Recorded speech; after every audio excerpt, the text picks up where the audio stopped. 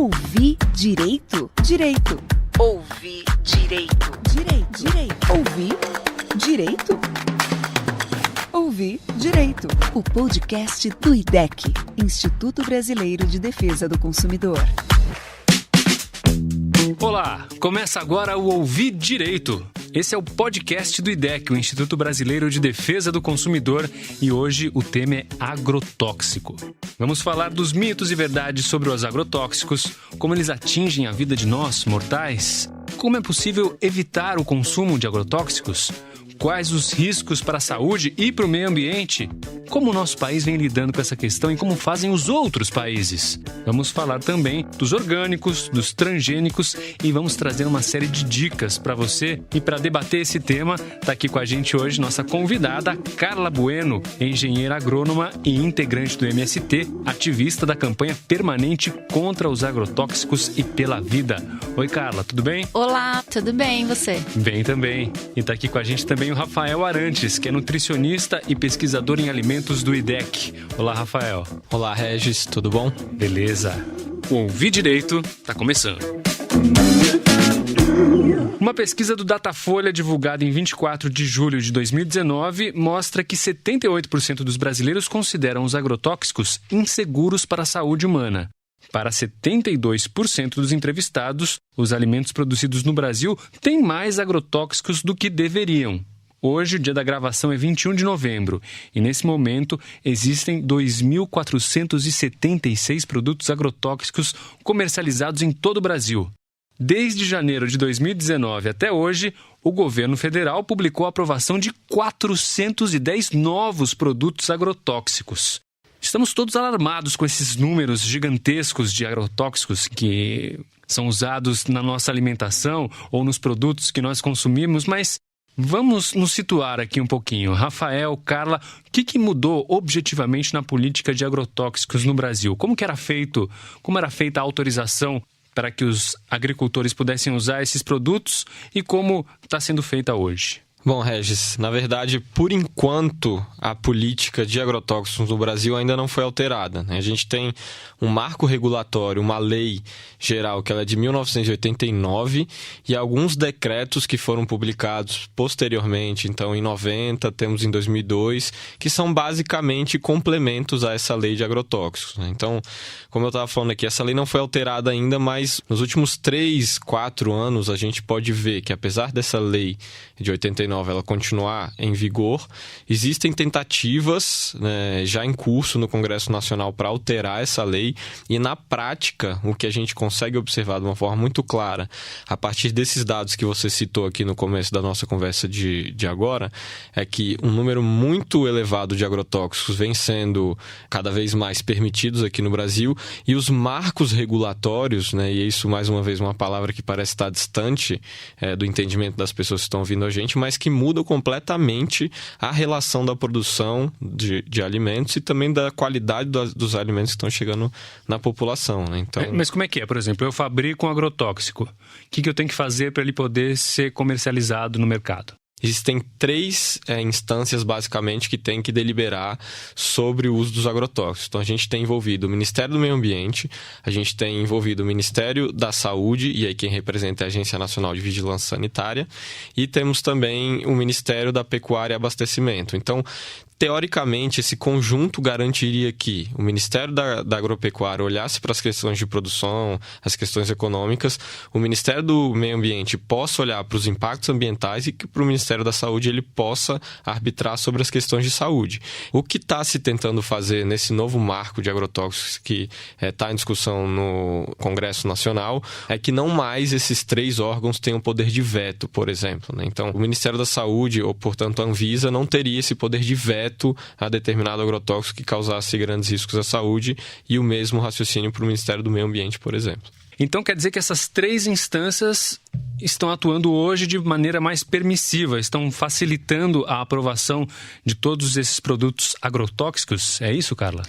É mais ou menos isso, mas os trabalhadores de dentro dos ministérios, os técnicos, os profissionais, eles têm as suas opiniões também sobre a questão dos agrotóxicos. O problema é que a gente está vivendo um momento que o Estado, de maneira geral, ele está sendo reduzido. Então, o que aconteceu foi uma proposta, o pacote do veneno, né, o PL 6299, há 4 anos atrás, quando ele veio a ser proposto no Congresso Nacional, em 2015, era uma iniciativa ainda isolada do setor mais conservador da agricultura, dos latifundiários, no sentido de uma ofensiva mesmo, de abrir, de liberalizar o mercado para os agrotóxicos no Brasil. Porém, isso se encontrou, nos últimos 2 anos, isso se encontrou com autoritarismo em relação à realização dessas novas substâncias. Então, esse número exorbitante de mais de 400 agrotóxicos via MP na canetada que se aprova esses agrotóxicos. É isso que está acontecendo no Brasil. É verdade que o Brasil é o país que mais consome agrotóxico no mundo? Bom, é verdade total e absoluta, né? Existem evidências científicas, evidências de dados e evidências de monitoramentos. E essas evidências, elas são inquestionáveis, apesar de a ciência estar sendo colocada à prova, as pesquisas, né, o cúmulo da racionalidade está sendo colocada à prova, mas esses dados, eles são inequívocos. Então, são monitoramentos da FAO, que é a Organização das Nações Unidas para a Agricultura e Alimentação, e a própria indústria de agrotóxicos tem os seus próprios monitoramentos. A gente tem pesquisas do próprio governo brasileiro, do Ministério do Meio Ambiente. O último censo agropecuário, ele foi divulgado também, então teve em 2008 e agora, recentemente, os últimos dados saíram. Então, esse dado de que o Brasil é o maior exportador em termos absolutos, em toneladas, de agrotóxicos, ele não tem questionamento em relação a isso. Não deveria ter, porque são dados, são fatos. Então, isso é uma realidade e agora muito imposta por conta dessa política fiscal que a gente tem de permissibilidade em relação ao uso de agrotóxicos. Mas os países que compram, por exemplo, a soja, o milho brasileiros produzidos com agrotóxico, eles não se importam em comprar esses produtos que são feitos com, entre aspas, veneno? Se importam, Regis. Inclusive, o mercado europeu, ele tem se tornado cada vez mais exigente em relação às questões sanitárias, né, mesmo da produção agrícola. Isso passa pela produção de carnes. No Brasil, a gente viveu vários processos aí nos últimos anos, mas também passa pelo contexto do uso exacerbado de agrotóxicos, né? Então, a Anvisa, ainda antes de ter esse momento autoritário, ela fazia o PARA, né? Que é o Programa de Análise de Resíduo em Agrotóxicos. E esses dados eram divulgados, né? A gente tinha um estado mais transparente. E esses dados divulgados demonstravam que a nossa produção havia contaminação, né? Dos agrotóxicos, alguns agrotóxicos, inclusive, de nível toxicológico muito alto. Então, essa é a grande preocupação, né? Enquanto a gente tinha acesso aos dados, que eram transparentes, a gente tinha mais informação. Inclusive, agora, se a gente é o maior, a gente já era o maior há 4 anos atrás, então agora a gente é muito maior. Inclusive, quando aumenta o desmatamento lá na Amazônia, a tendência é aumentar o uso de agrotóxicos, porque o pacote é o mesmo, você queima, desmata, depois você insere uma commodity, e é isso que aumenta o uso dos agrotóxicos. Ouvir Direito, o podcast do IDEC. Nicolas Vital é jornalista e autor do livro Agradeça aos Agrotóxicos por Estar Vivo. Em julho de 2017, ele disse o seguinte na Rádio Jovem Pan. Sem os defensivos, agrotóxicos, pesticidas, praguicidas, não tem agricultura, não tem comida para todo mundo. É isso mesmo? Sem agrotóxico não é possível ter boa produtividade e não tem comida para todo mundo? Dentro do modelo de produção do agronegócio, isso é verdade. No modelo de monocultura em latifúndio, ele é desequilibrado em sua raiz. Então, para esse modelo, o agrotóxico ele acaba sendo necessário. Por isso que eu aqui, como agrônomo, não poderia nunca defender que uma monocultura fosse conseguir ser 100% sem nenhum insumo insumo que controlasse pragas, porque esse espaço que se cria, ele não tem biodiversidade, então a tendência é que ele gere praga sim. Então qual é a nossa proposta, né? A nossa proposta é que a gente altere o modelo de produção. Isso significa o quê? Isso significa que a gente precisa consorciar mais de biodiversidade. Então a gente pode juntar a soja, o milho, o arroz, a gente pode reconfigurar um espaço, né, no campo brasileiro, um espaço mais próximo do que é uma floresta do que é uma monocultura. Complexificar a produção gera mais trabalho no campo, fortalece a agroecologia, retira os agrotóxicos num processo de transição agroecológica. Nem todo insumo é agrotóxico. Não, de forma alguma. Tem muitos insumos naturais que se usa para combater as pragas, inclusive sabedorias populares que se usa... É importante ressaltar isso. A agricultura brasileira existe há 500 anos e a gente usa agrotóxico há 40 anos e a gente sempre se alimentou, né? Então, de algum jeito a gente conseguia produzir com saúde. Depois de algum problema a gente criou nesse caminho que a gente está precisando resolver agora.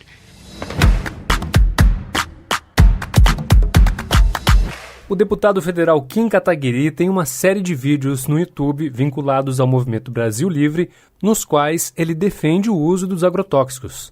Vamos ouvir um trechinho da argumentação dele. Você já reparou que os principais veículos de comunicação e ONGs de tudo quanto é tipo fazem de tudo para demonizar o agronegócio, especialmente o uso daquilo que eles chamam de agrotóxicos? Ao contrário dos alimentos cultivados com defensivos agrícolas, os alimentos orgânicos já mataram. Foram responsáveis por ao menos 35 mortes e mais de 3 mil casos de intoxicação alimentar pela bactéria E. coli na Alemanha em 2011. Pois é, essa história de que os orgânicos são mais saudáveis não passa de pura mentira para justificar os preços mais altos, bem mais altos, até 270%. Pois é, um produto com qualidade inferior é mais caro simplesmente porque vem com a grife chamada orgânico na embalagem. O que vocês têm a dizer sobre isso? Eu acho que o Kim Kataguiri tá com medo do bichinho da goiaba. Eu acho que ele tá achando... Ele tava dizendo que os agrotóxicos defendem as plantas, né? Assim, eu não tenho menor cabimento, porque o que os agrotóxicos fazem eles atacam uma vida, que é o quê? Por isso que eles são os biocidas. Eles vão atacar essas vidas, e as vidas, entre aspas, das pragas que se identifica lá. Agora, a planta, ela não é protegida, por isso não tem nenhuma razoabilidade científica no que o Kim falou, infelizmente. E nos outros países, então, como é que eles estão fazendo? Eles usam menos agrotóxicos, eles conseguem alimentar toda a população, conseguem produzir alimentos sem pragas? Como é que é a política em outros países? Cada país tem seus marcos regulatórios, mas vários países têm cada vez mais caminhado para proibir o uso de determinados agrotóxicos, para proibir o uso de sementes transgênicas e também os alimentos produzidos com parte disso. A gente volta a falar aqui na Europa, a gente tem vários exemplos disso, mas não só no eixo Europa, né? Então a gente tem países como, por exemplo, a Índia, que tem uma quantidade enorme de produtores orgânicos, são mais de 500 mil. Existe um Instituto Nacional que chama IFOAM, que é a Federação Internacional que monitora o avanço da produção orgânica no mundo. Então são hoje são quase 180 países, se não me engano. A gente tem países na Oceania, a gente tem a Austrália com uma grande produção de orgânicos também. A gente tem um vizinho nosso aqui, que é a Argentina, que quando a gente olha para extensões territoriais é muito menor que o Brasil, mas tem uma produção de orgânicos 3 vezes maior que a nossa, né? Então, existem sim experiências internacionais, mas experiências também no Brasil, mostrando a viabilidade da produção orgânica e agroecológica, que não vai ser da noite para o dia, mas ela já é uma realidade, é um mercado em franca expansão, que aqui no Brasil, segundo os últimos dados, cresce em torno de 20% ao ano, e a gente está falando aí de bilhões de reais que são movimentados, né, e também ao redor do mundo, que pode e deveria ser melhor explorado pelo Brasil, que é um país que tem uma das maiores riquezas em termos de sociobiodiversidade comparado com outros países. Então, o Brasil poderia, né, tem a possibilidade de se colocar como um dos principais expoentes no mundo de alimentos orgânicos, agroecológicos e diversos, mas precisa adotar políticas que invertam a lógica atual, que premia agrotóxico, que premia as monoculturas, como a Carla mencionou, que é soja, cana e milho, que não está alimentando pessoas, está alimentando animais e sendo utilizado também como material barato para os produtos ultraprocessados, que é basicamente refrigerantes, salgadinhos. IDEC, Instituto Brasileiro de Defesa do Consumidor. IDEC apresenta Contos do Consumidor. Dona Hiroto tem uma barraca de pastel na feira. Seu Heitor é cliente fiel e toda semana saboreia um belo pastel na barraca da Dona Hiroto. Mas um belo dia ele reclamou.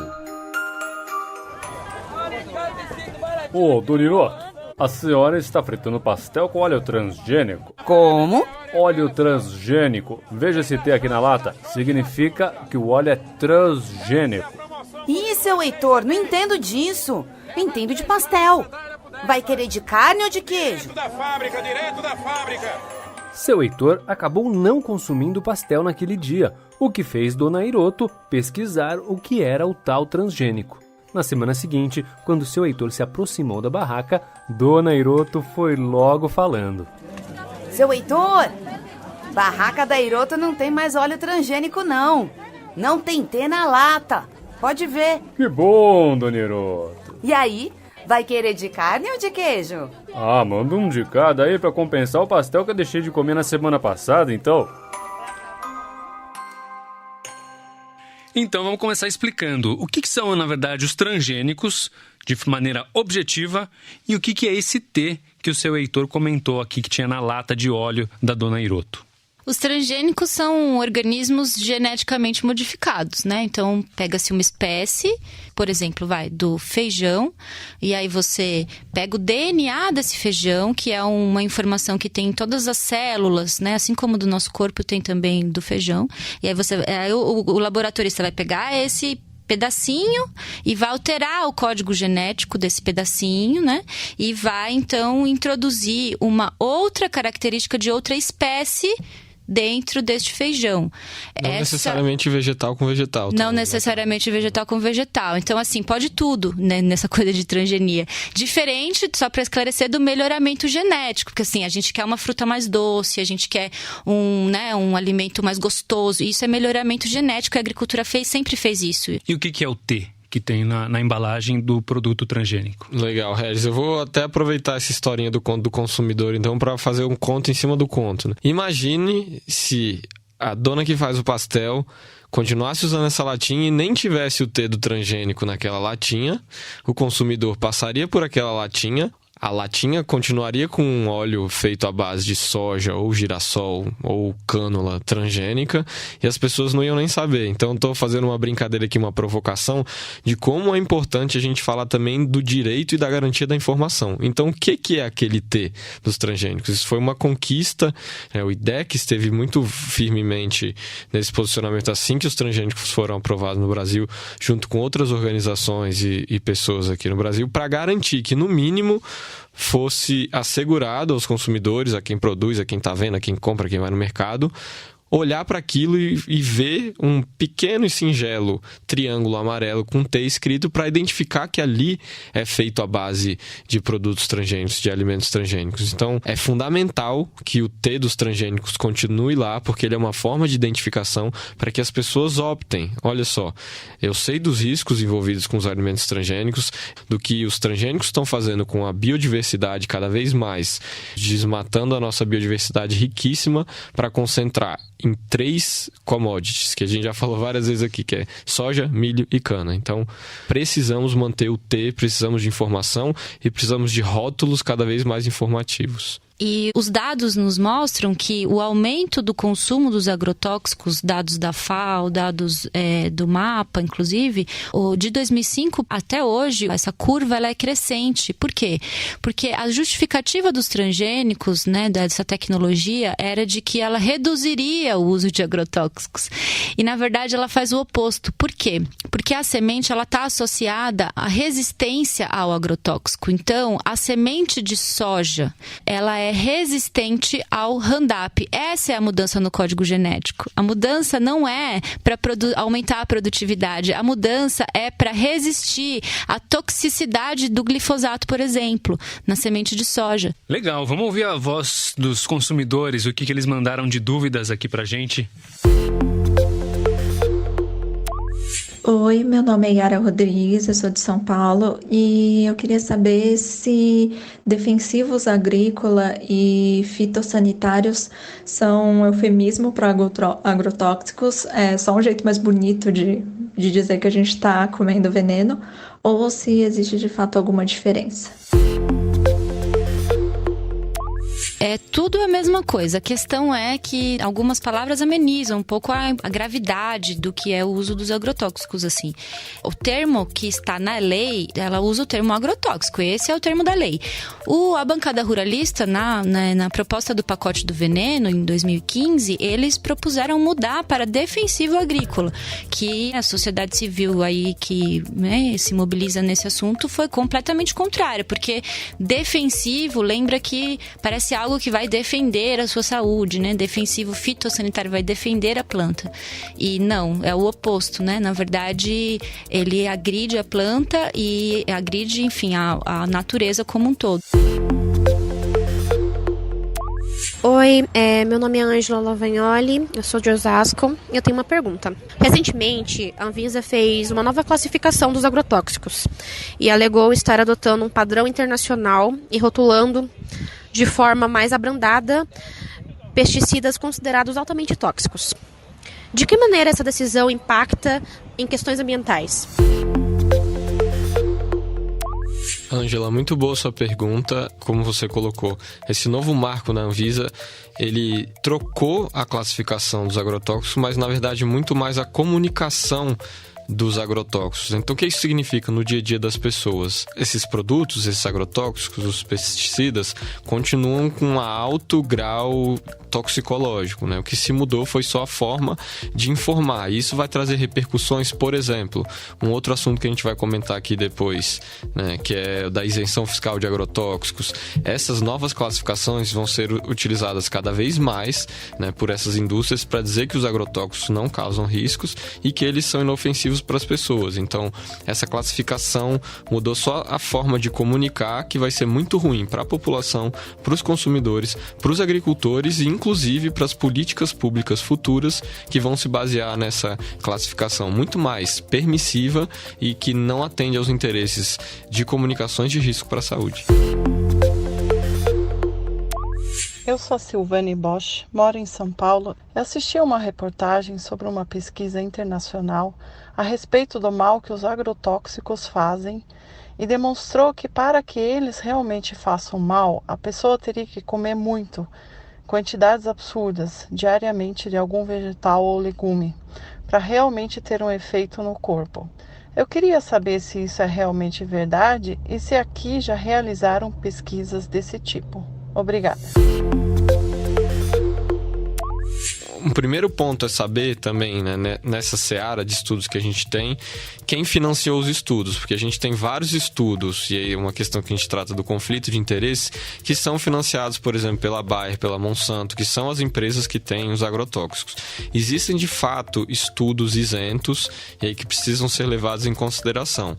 Agora, essa questão das quantidades, especialmente nos estudos com humanos, eles são sempre dados de aproximação e dados relativos. Não são feitos estudos com teste de dosagem em seres humanos por questões de ética, que não dá para testar em seres humanos qual a quantidade de agrotóxicos que vai ser tolerada. Agora, existem sim vários estudos que analisam o desfecho, por exemplo, de populações expostas ou que têm mais proximidade com agrotóxicos. Então, você citou o exemplo de um estudo da Holanda.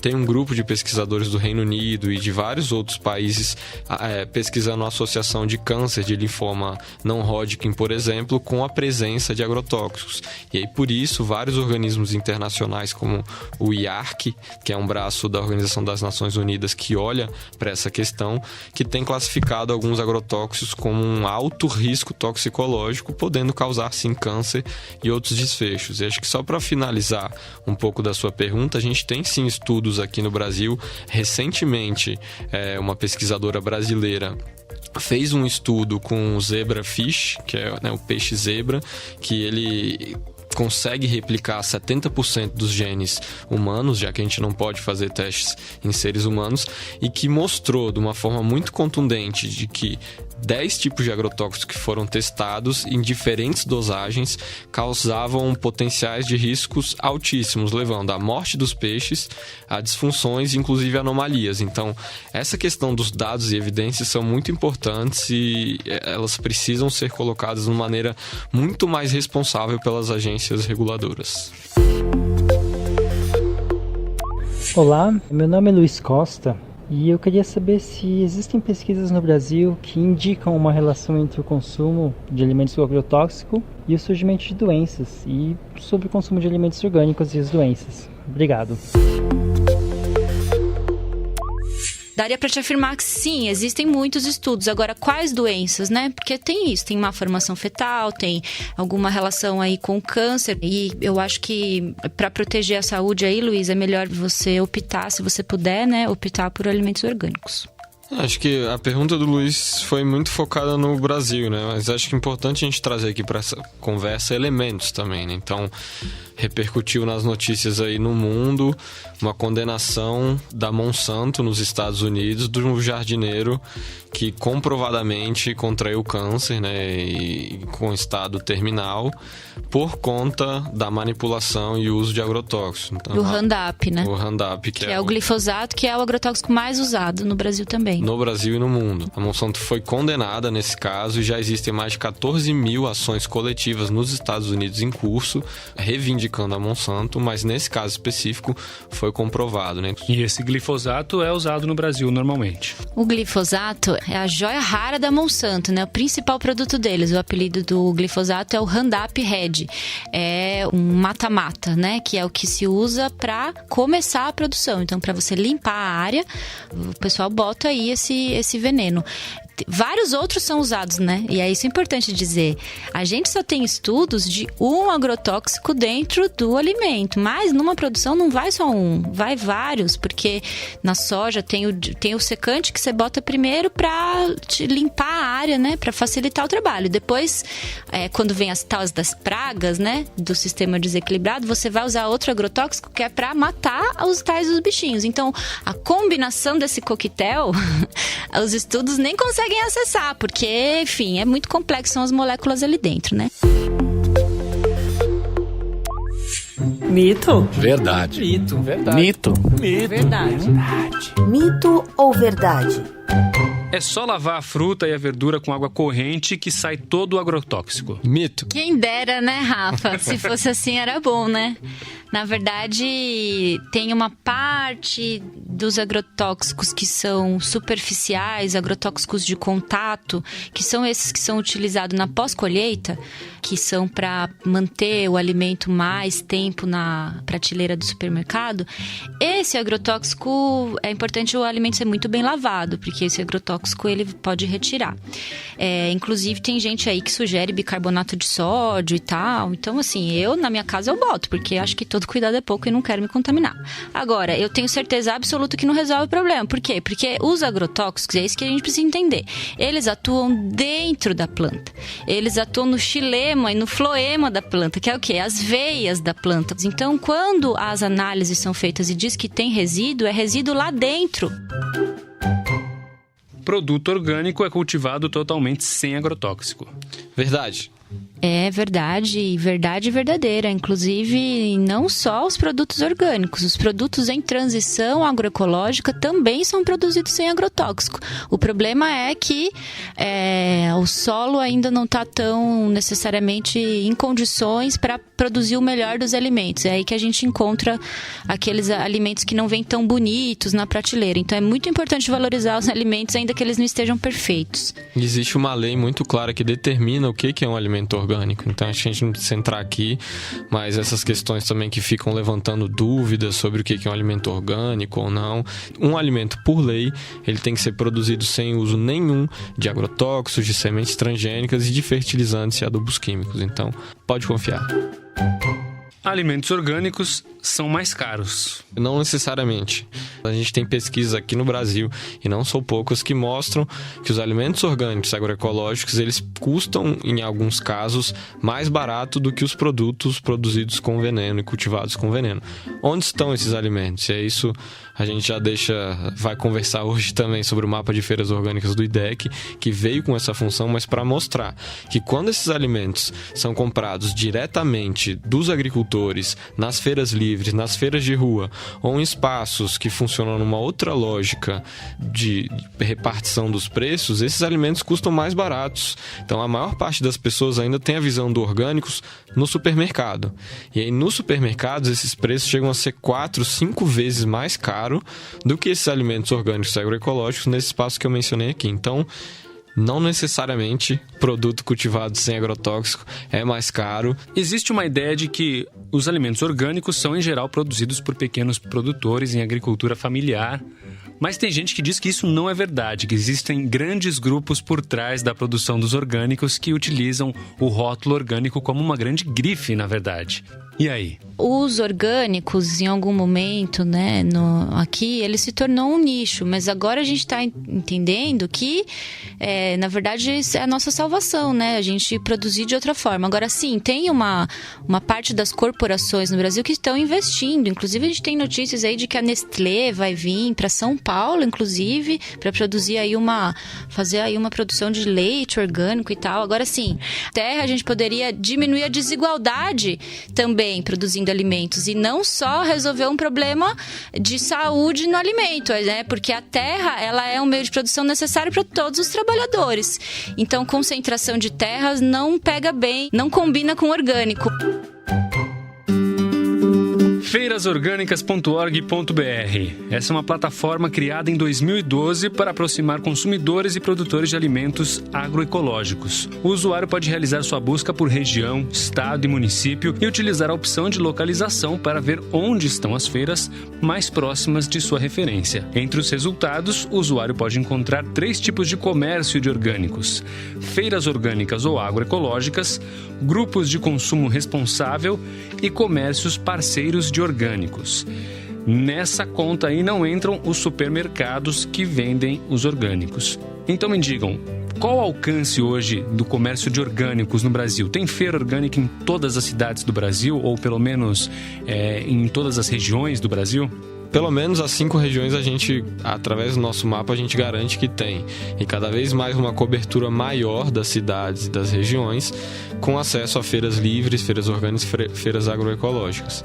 Então a gente tem desde 2012, quando o IDEC fez uma lista, né, uma listinha no Excel, monitorando algumas feiras que tinham aqui no estado de São Paulo, e essa demanda, essa procura foi aumentando cada vez mais, até que passou para esse espaço virtual, né, esse mapa que localiza as feiras no Brasil, e desde então, desde o primeiro lançamento, era algo em torno de 250 feiras.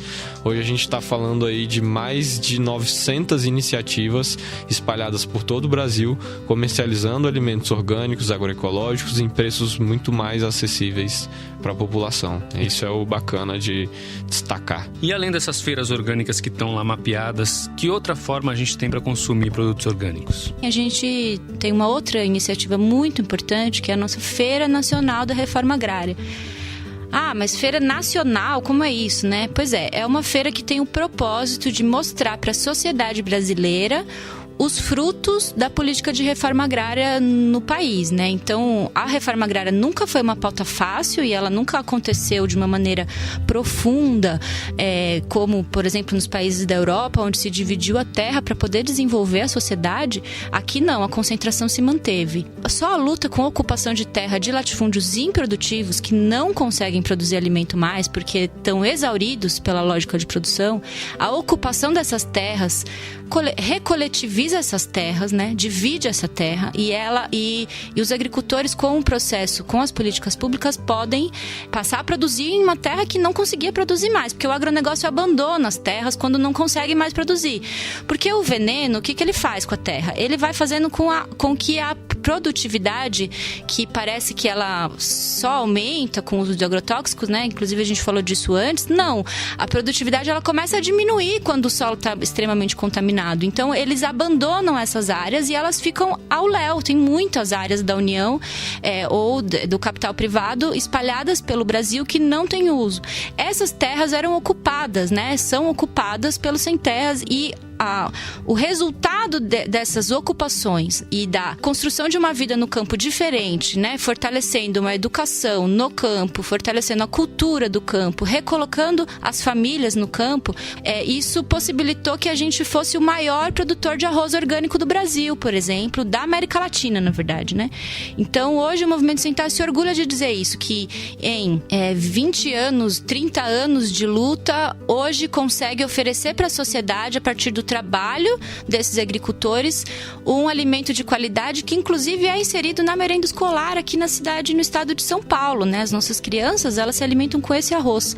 A gente não conseguiu realizar a Feira Nacional da Reforma Agrária aqui esse ano, a gente já ia ter agora a nossa 4ª edição. Então, para te responder a pergunta, Regis, a gente adoraria dizer assim, olha, tem um lugar incrível que você vai achar produtos orgânicos do país inteiro, mas o governador não quer deixar que a gente faça essa atividade aqui. Então, com esse apelo, eu digo que para quem está nos ouvindo, que nos ajude a conversar com esse governador e que a gente possa realizar a nossa Feira Nacional da Reforma Agrária. Então, para saber mais onde consumir produtos orgânicos, acesse feirasorgânicas.org.br e você pode procurar as feiras ou os estabelecimentos parceiros mais próximos da sua região, mais próximos da sua cidade, da sua vila, do seu bairro. Ouvi Direito, o podcast do IDEC. Tributação verde. Desde 1999, o uso de agrotóxicos é estimulado a partir de isenção de impostos. Entretanto, a partir de 2016, com o apoio do Ministério Público de Santa Catarina, o Fórum Catarinense de Combate aos Agrotóxicos e Transgênicos vem propondo a tributação verde, que tem como objetivo retirar os benefícios fiscais aos agrotóxicos. A medida também está em sintonia com a ADIM, Ação Direta de Inconstitucionalidade, número 5.553, da qual o IDEC atua como amicus curiae, ou amigo da corte, no processo. Essa ADIM afirma que as normas tributárias sobre o tema violam o princípio da defesa do consumidor previsto na Constituição Federal e em outras leis brasileiras. Ou seja, além de potencialmente prejudicar a saúde humana e o meio ambiente, os agrotóxicos têm isenção fiscal? Como é que está essa luta? Conta pra gente, Rafa. Como é que isso se dá? Como isso muda a minha vida? O que significa isso? Então, quando a gente volta lá para aquele momento da nossa conversa que a gente fala de preço de orgânico, preço de agroecológico e dos impactos dos agrotóxicos, a gente está falando aí de que, enquanto os orgânicos e os agroecológicos precisam pagar questões de certificação, arcar o custo de terra, arcar muitas vezes com o custo da mudança de uma transição de um padrão de uma terra que estava degradada, então que ele tem vários custos, os agrotóxicos são incentivados por não pagar imposto em quase sua integralidade. Então, o que a gente está falando? No momento de crise fiscal, uns últimos balanços de um pesquisador nosso, do IBGE, traz que nos últimos anos o governo brasileiro abriu mão, a gente está falando de 4 bilhões de reais. Isso é muita coisa. Então, quando a pessoa que tem essa percepção real, que está em casa, vai fazer uma compra, fala, putz, eu não consigo comprar orgânico, é muito caro, eu gostaria, mas estou tentando, compro algumas vezes, as pessoas têm que ter na cabeça isso.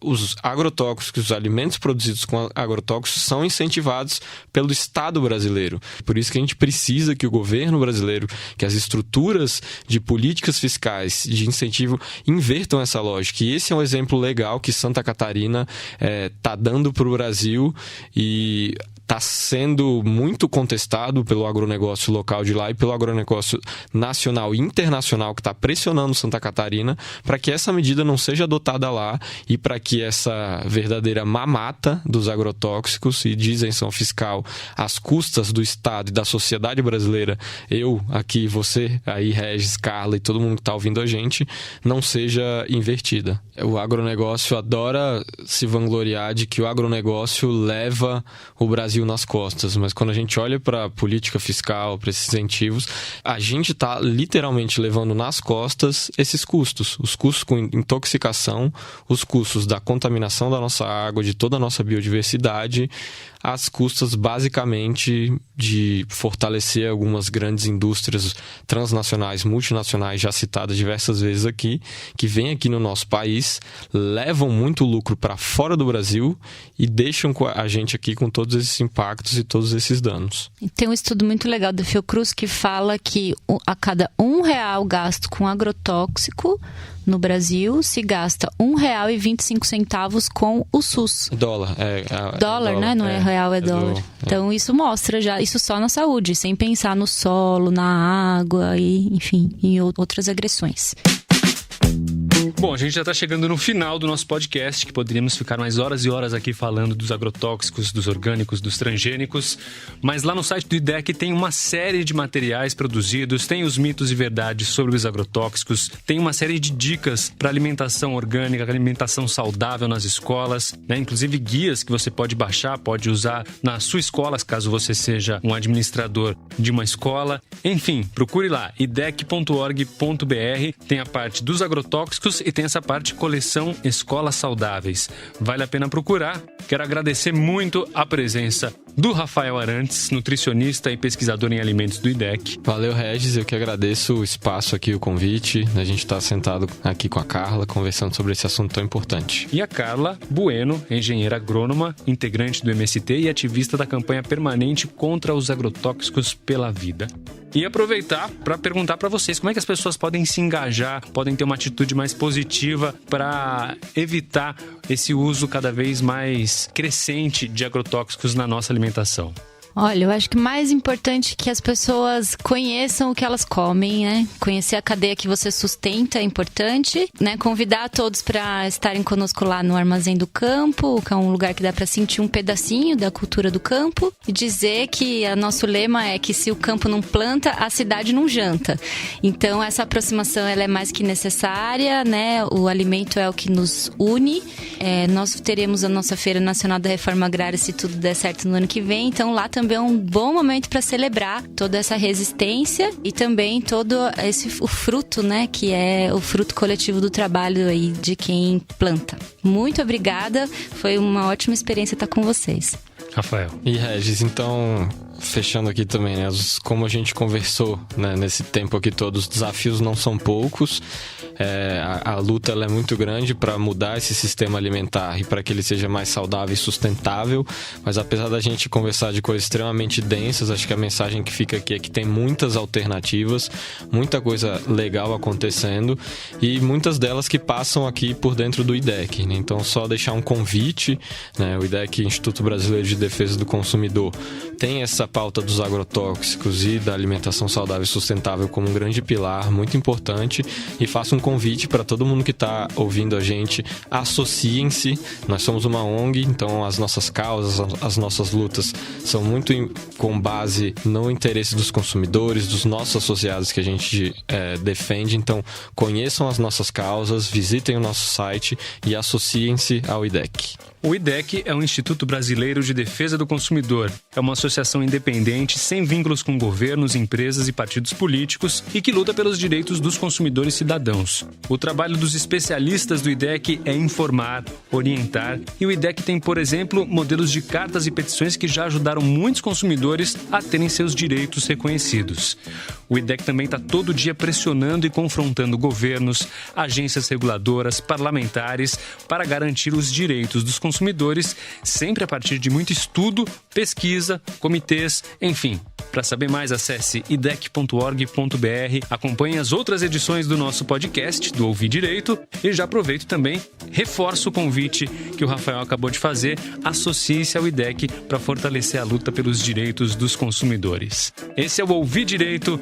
Muito obrigado para você que ouviu o nosso podcast, que teve a produção da Daíse Porto e da Laís Guedes, os trabalhos técnicos do Marcelo Bacará. Eu sou o Regis Salvarani. Muito obrigado, até a próxima.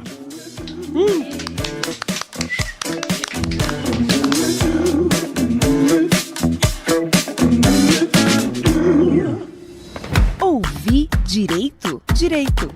Ouvir direito. Direito. Direito. Ouvir direito? Ouvir Direito, o podcast do IDEC, Instituto Brasileiro de Defesa do Consumidor.